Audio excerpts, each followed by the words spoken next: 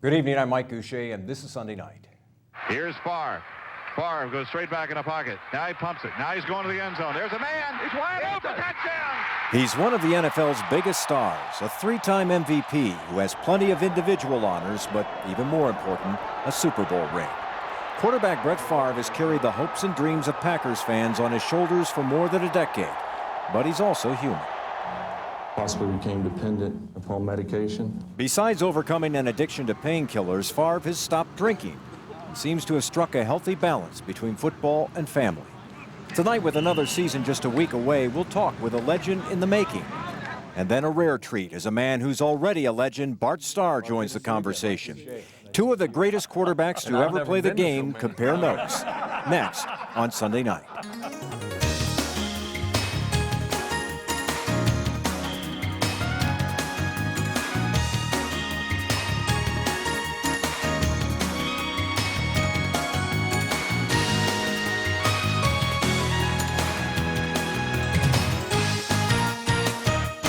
Welcome again to Sunday Night. I'm Mike Gousha, and we're coming to you tonight from the Packers' new Hall of Fame with Packers quarterback Brett Favre. Good to have you here tonight. Thank you for having me. Have you had any chance at all to spend time in this building? You're in the Packers Legends area right now. No, I haven't. Our locker room's just next door, but we don't get too much free time. What do you think when you look at these guys? I wonder, you're busy with practice right now, and obviously upcoming season. But do you ever have a chance to step back and say, how do I fit into this franchise storied history? Where do I fit into all of this? I haven't really put much thought into it. I feel like as a player, especially as a present player, you should be focused on one thing, and that's helping this football team win. And if you do it that way, I feel like good things will come, and good things will be said about you and written, whatever. But you can't worry about that. You really can't. It's tough enough to win week in and week out than to worry about where your place is in history or on this team. Time for that later in life when you're done with the game. Maybe so. Yeah. What motivates you at this point? Is it merely winning another Super Bowl, or is there more to it? Is it the competition? What is it? Really, I guess to say it simply, it's winning. And to say win a Super Bowl, of course, but it all starts with the first game. It all starts with preseason. And I've never approached a season or a game, regardless of how big or how small the game is, any differently. I play them all the same. And fortunately for me, it's been a long time, but it still means the same thing to me. All the individual honors, it's easy to say that they don't mean a whole lot after you've achieved them. But I never set out to achieve those, and I think that's part of my success is that I set my sights on winning and being a starting quarterback, and whatever happens, happens. But I still have to approach my position the same way. So that's what I'm here for. That's what the Packers pay me for, and I'd like to think I still do a good job of it and still come across to other guys as being extremely motivated, because I am. And I think more than anything, guys feed off of that, and that's what it's all about. How have you changed? A lot of people remember back September 20th, 1992, when Don Majkowski gets hurt, you come into the game, you throw the pass that ultimately decides the outcome of the game. How have you changed from that kid, that exuberant kid who ran around the field, took off his helmet? Are you the same guy, or have you changed? Oh, God, that's been a long time.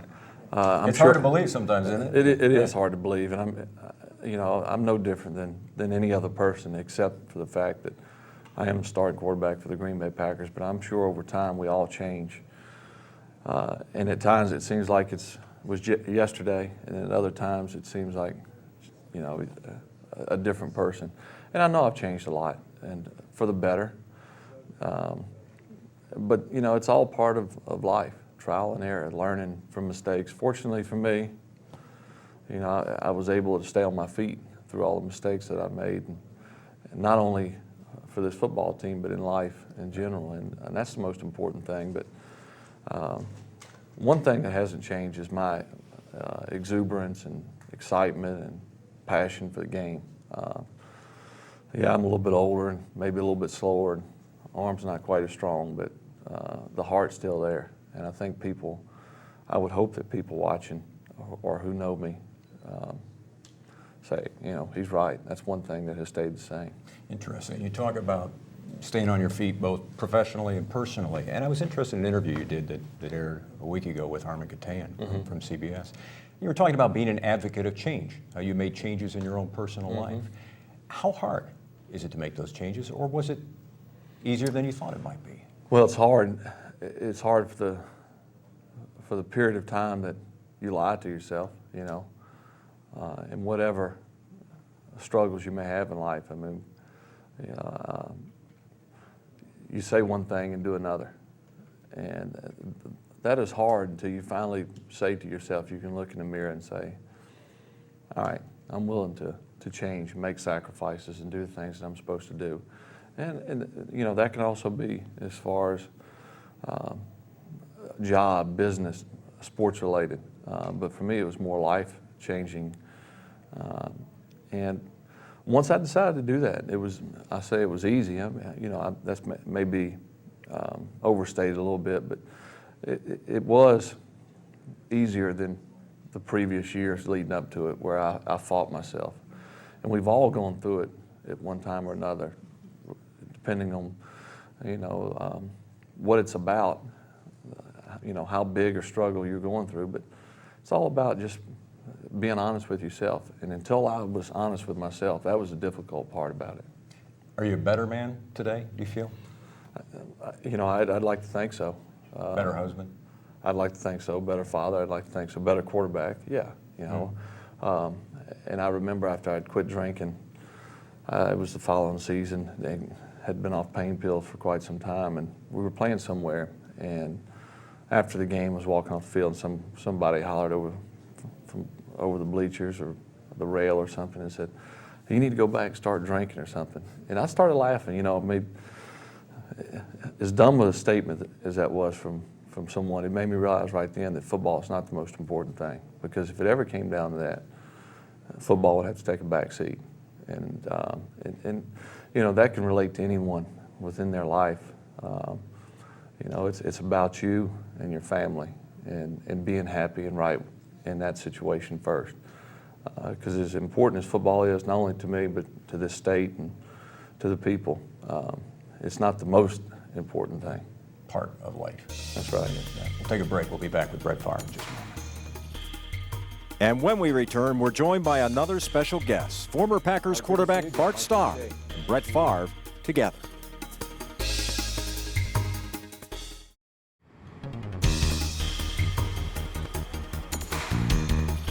And welcome back to Sunday Night. We're in Green Bay tonight. We've been joined by another guy who knows a little something about playing quarterback, Bart Starr. Thanks very much for being with us, Bart, and joining us tonight. It's a pleasure to be here with this gentleman. Do you guys get to see much of each other? Not as much as I'd like to. I see him a couple of times a year at a golf outing or up here, but not nearly as much as I'd like. Yeah. Bart always helps me out. We had a charity dinner in Mississippi this spring, and he came, and one of the better speeches I've ever heard. I'm not just telling him that he's done a lot for me and has done some speeches before, but this one was like none I ever heard. What do you respect most about this guy and what he accomplished during his career? Well, it's hard. It's hard not to respect everything, what he stands for and what he has done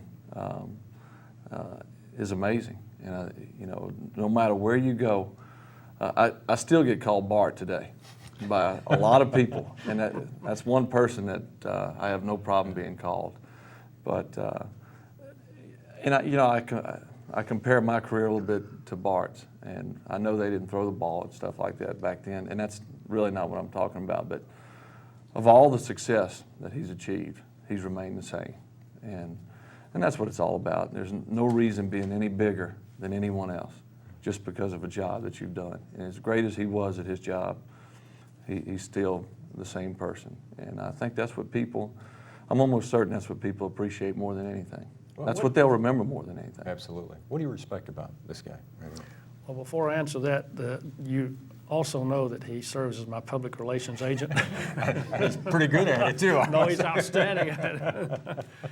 This will sound somewhat replicating what he just said, but I've told him this from the time he came into the league. I admired his talent. I'd seen him play in college. Regrettably, he'd beaten up on our University of Alabama team. But I'd always admired his talent. But as I got to know him and saw how philanthropic he was and how concerned he was about his family, his community, I really had even more respect for him. But you talk about a talented guy who has led by example. We're sitting next to one, and it's just been a joy to get to know him. As a guy who played quarterback, as you did for as many years as you did, when you look at the streak of games without missing a game, I mean 173 games in a row, that's got to seem amazing to you. I think it's more than amazing. I don't know that there's a word that really describes it. It's astronomical. And I hope he plays as long as he stays healthy, as long as he chooses to play, because it is an unbelievable streak. When you hear people talk about it, I can't even imagine 173 games. You know the punishment goes with the job. Well, particularly, I mean, this guy is a very aggressive type player, and he's taken a lot of big hits over the years. And yet to be able to weather all that and to remain as tough and competitive and as healthy as he has is quite an accomplishment. Is that, I heard you say the other night, that's something you're very, very proud of at this stage of your career. Well, I am. I think we as football players are expected to play, and bumps and bruises and aches and pains are part of it. Now, there is a difference between aches and pains and being injured, and a lot of guys do not know the difference between the two. And no offense to people who have played the game or will play the game, but it's about mental toughness more than physical toughness. I mean, if you break a leg, you break a leg. And, you know, that's understandable. But if you bruise ribs, you know, what may keep one guy out 3 games may not keep another guy out a day of practice. And especially at this position, at the quarterback position, I don't know so much today if you're considered like kickers, you know, kind of looked down upon and not the tough guys and stuff like that, you know. But it's important for me to be there week in and week out and be dependent on, more so than any other guy on the team. I enjoy being the quarterback for this team. I really do. I love, so why would I ever want to sit and give someone else an opportunity when I know in the back of my mind I can play? And there are guys who do that. And it's not right to yourself. It's not right to the organization. It's unfair. It's very unfair to the fans who pay a lot of money to come see you play. And as long as I can play and play at a high level, I'm going to be there. And it's just what you're expected to do. That's what kills me. They talk about all the great things, but it's just what you're expected to do. I mean, that's what I was brought up to do, and I love doing it. And my dad would never let me sit out. You know, and when I look back, I appreciate the things that I was taught. Was he a rarity? I mean, you were a coach, too. You have another perspective on all of this, on whether the guys just feel it's their job to play. Is he an exception? Is he a rarity? I think he is, very much so. And Coach Lombardi would have loved him because he touched on it a moment ago when he said there's a difference between being injured and being hurt. And there is. Coach Lombardi never expected anyone to play injured, broken leg and these kind of things, obviously. But he did expect you to play hurt. And it is the mental toughness side that comes in there. That's another characteristic of this man that I've admired so much. I think that's where it is. It's the mental toughness as well as the physical toughness, and he has certainly displayed that. Let me take another quick break. We'll be back with Brett Favre and Bart Starr on Sunday night in just a moment.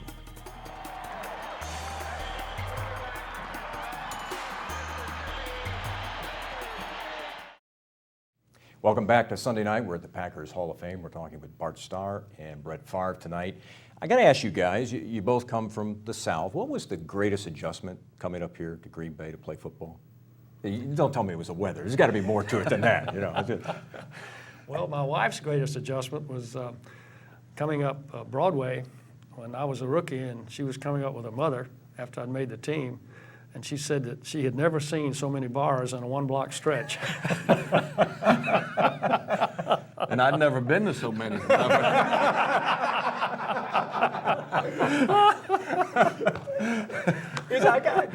This is something I want to know, though. For both of you, this is a city that lives and breathes football 24 hours a day, 365. It really does. And the same is true for the state. It is a fishbowl existence. Is that something you were comfortable with? Has it been difficult for you as a person, Brett? Not really. I tell guys this all the time, and I really mean it. If you're here for the simple reason of playing football, and you enjoy doing that, there's no better place to play. There really isn't.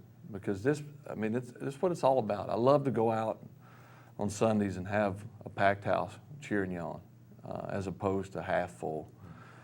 There's a small price to pay, and I consider it small. By being a small town, everywhere you go, people know who you are.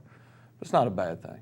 And I've always said this, if you're not in the mood to sign autographs or not in the mood to be seen or be talked about as far as what you did, then you don't go out. It's as simple as that. Stay home. You're here for, you can stay here half the year and be the best football player possible in the best city possible. And then the other half, you do what you want to do. And if you look at it that way, it really is simple. How about you, Bart? Do you have an adjustment with that? No, we didn't. And I think it was the makeup of the city, as he just touched on. I realize we're very biased, but these are the greatest fans in the world. It's the greatest city in the world. We had the pleasure of living here 31 years. It'll always be our adopted home. And no, it was not a problem. I fully appreciate, or can appreciate, I think, what he was saying, but I can't even imagine the pressure these fellas are under today for autographs.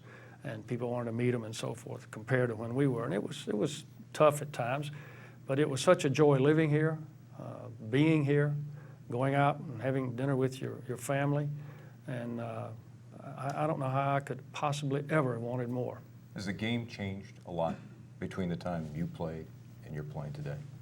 Or is it the same old game? Well, it's probably tough for me to answer that question because Bart played in that area, coached later on, and obviously watches today. Now the guys obviously are bigger and faster and stronger, and schemes change some, but football is still football. And guys get bigger, but it's all relative. A 230-pound quarterback, which I am today, was a lineman back then, but now your linemen are 300 plus. So, if you're 180 getting hit by 230, it's like 230 getting hit by 320, I guess. Yeah. If you get hit hard enough, it still hurts. And the game of football is still about blocking, tackling, throwing, catching. And but like I said, it would be easier for Bart to answer that question. But it's still simple. And I think we as players and coaches at times make it more complicated than it really is. Yeah. Size and speed are different than when you played. Very different. We didn't have strength training programs. We didn't have off-season conditioning programs. We lacked all of that, and I think that's made a huge difference. But you look all the way down now to almost junior high school and up, they're into that. So it does make a difference, and you see that product as they come out of college today, coming into the pro game, tremendously different than from years ago. But to follow up on one other comment he made, I think the game is what it is now and then. It's basics, it's fundamentals, and it's execution. And obviously, I think it's beautifully orchestrated today, the way the game is handled. The coaching is magnificent. The execution by people like Brett is it's wonderful to sit and watch. But I think that it comes down to a matter of execution, and that's what gets it done. We're going to take one final break. Back on Sunday Night. Just a moment. Back one final time. Brett Favre had to go back to practice. Imagine that, making him practice at this part of his career. It'd be nice if he had a day off. Did you ever get a day off in those times? Coach Lombardi ever say, Bart, you've been playing well, take a day off? No, he gave the team on a couple of rare occasions a day off, unknowing in advance by us. Mm-hmm. But it was a little reward. Yeah. But no, not just an individual, no. The team or nothing. Absolutely. Yeah. You were saying to me, this is the first time you've been in this area since all of the remodeling has been done. What's your reaction, what you're seeing? I'm very impressed. I'm humbled to just be in this room, and I say that as genuinely as I know how because, again, in my opinion, this Hall of Fame in an entity is as good or better than the one in Canton, and no disrespect to that because that is extremely well done. But this one, I think, for a single team is fabulous. What's it like for you to come in here? Because this has to just be a flood of memories when you walk through here. It is, and that's why I use the word humbling. I look at the names up on here and the history and rich tradition of this team. and to been able to be a small part of that in the years that we were here. There's an instant reflection on the great teammates that you had and how richly blessed you were to have been coached by a man, Vince Lombardi, over here behind us on the wall. It was a very, very special time of our lives. Yeah. Bring people up to date on what you're doing today, Bart. I'm chairman of a company that's in the healthcare real estate business. We develop, lease, manage, own medical office buildings around the country. And you said business is good. Now that's good news because It is good news. It's been a little tough out there for some folks right now. It has been, but it's we're blessed and little travel right now. But hey, that goes with the territory. Are you still, obviously you still stay in touch with some of the Packers players, the organization, but are you still one of these guys who on Sunday afternoon sits down in front of a TV set and watches the game you used to play? You still like that? Absolutely, when the Packers are on. When they're not playing the Packers, I root for every team in the league because I want the league to be strong. I do the same thing for the divisional teams. I want the division to be strong. But when the Packers are on, it's you're just captured by it, and I love it. And Bart Jr.'s at the house, or I'm at his house. We only live about 20 minutes from each other, and we love it. And we get here as much as we can for games live during the season. But because of our business, we end up going to games in those communities where they have teams, and so I don't get to see the Packers play live as much as I'd like. So football is still an important part of your life. It is. I love just following it. This guy who was seated here where I am now, that we were chatting with, is just an incredible player, competitor, a fierce, fierce competitor. And I can't believe the talent he has. He could throw the ball better kneeling on that floor than I could standing. He is unreal. I just love to watch him. Bart Starr, it's great to see you again. Best of luck with Thank you. everything coming down the road. Thank you very much. Enjoyed this. Thank you for staying up late with us. I'm Mike Gousha. I'll see you again next week on Sunday night.